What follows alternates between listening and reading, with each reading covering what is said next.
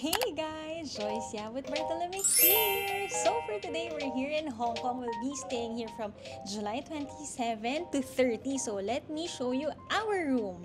Let's go. Let's do a room tour. So yan guys, when we come in the room, we have here the bathroom. Pasok muna tayo sa ating bathroom. So ayan, I love it because magagawa natin. I'll be doing some of my reels para sa mga PR packages at perfect ang ating lighting. Diba? Kita niyo yan? Meron dito, meron tayong dito, yung naka-macro siya. Ayan, and yan. Do you like it? So yeah, you have here their soap, you have here their shower cap, and what I saw din sa my page is that ano na rin sila guys, naging eco-friendly na rin sila. So, kaya wala na yung mga toothbrush na plastic. So, ayan, let's go. Here naman, we have here a hair dryer. And then, they have here yung mga towels. And then, you have here naman a toilet. Medyo maninibago tayo sa toilet kasi hindi siya yung heated na usual natin sa Japan. At guys, walang bidet. So, yan ang tanong agad sa akin ni Jello. And here naman, we have a bathtub. So, yan guys. For sure, pumunta tayo sa Lush para bumili ng ating bath bomb.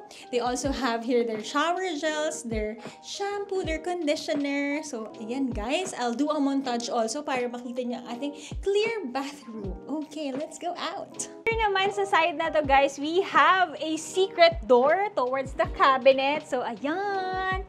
Charan! So, yan guys. You have here your hangers. Meron tayong ditong safe. Nandiyan na ating bedroom slippers. Ayan. Perfecto. Para mahang natin ang ating mga clothes. So, dito naman guys. Tara. We have here our bedroom. So, we have here a king-size bed. Ayan guys. Perfecto. Actually guys, nakapag-stay na ako dito twice.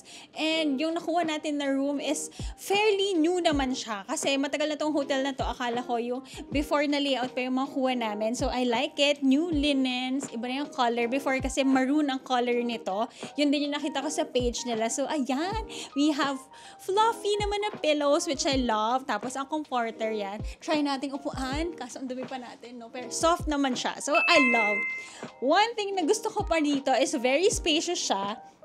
You have here a sofa where you can lounge. At ito naman guys, pinaghandaan ko to para kay Jello. Kinuha ko siya ng kanyang workspace. O yan. Kasi guys, mag-work siya dito na baka isang araw. So, work from Hong Kong. WFH pa rin naman siya. So, here guys naman, sa ating workplace, makikita nyo rin dito ang kanilang nakatago na fridge. At what's good guys, kakabasa ko lang ngayon. Welcome dear guest. It's a true honor to welcome you at Prudential Hotel. We are very pleased to offer you some beverages placed in the refrigerator as listed complimentary. In short, free! Free siya guys. So, yan. Enjoy your stay with us. Perfecto! So, ayan. Tingnan natin kung anong laman. Diba usual ang mga fridge ay walang laman? Dito sa Prudential Hotel, ang laman ay Chanan! Guys, may green tea, may ulong, may 7-Up, may Pepsi, at ang kanilang water ay mineralized water in cans. Tubig pala to, kala ko beer. So yan, we love free. Perfect. So yan, on to the next. So here naman guys, you see, we have here a big mirror. Nakitang-kita ang road ng Nathan Road. We're also near to TST. So, yun guys. I-chika ko sa inyo. Dito tayo para maganda ang view. Yan. And we have here pala a very big na TV. So, yon. Tapos, ang ganda pa, guys, kasi very lit yung room natin. Ang daming mga lamps. Kita nyo naman. Hindi pa bukas yan yung pinaka-light natin, no? So, there, guys, we're located and checked in at Prudential Hotel in Jordan at Nathan Road. Yun, guys. Kung nakita nyo rin sa vlog natin, pagdating natin dito sa Hong Kong, bumababa dito ang A21 bus from the airport. And ganun ganun din naman yon, vice versa, papunta sa hotel.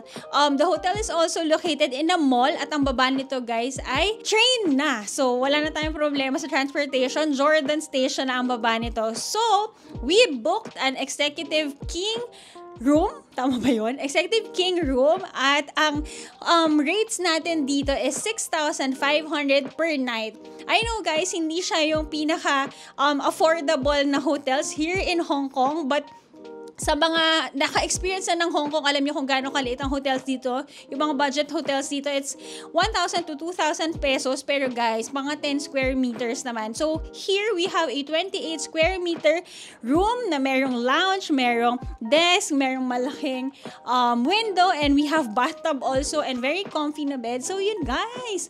I'll be showing you rin yung around the places of the hotel para alam niyo kung saan-saan tayo malalapit, anong mga kainan ng malapit dito. So, yun. I think good na siya, guys. Kasi, further relax ang apeg natin sa Hong Kong natin na trip for this July trip. So, yun, guys. Hope you like our vlog for today. It's time to sleep dahil 1.5 hours pa lang ang tulog natin. Don't forget to like, share, and subscribe to my channel and follow all my social media accounts at Yabut Joyce Ann on Instagram and ChiJY on TikTok. So, yun lang. Tulugan time na! Bye!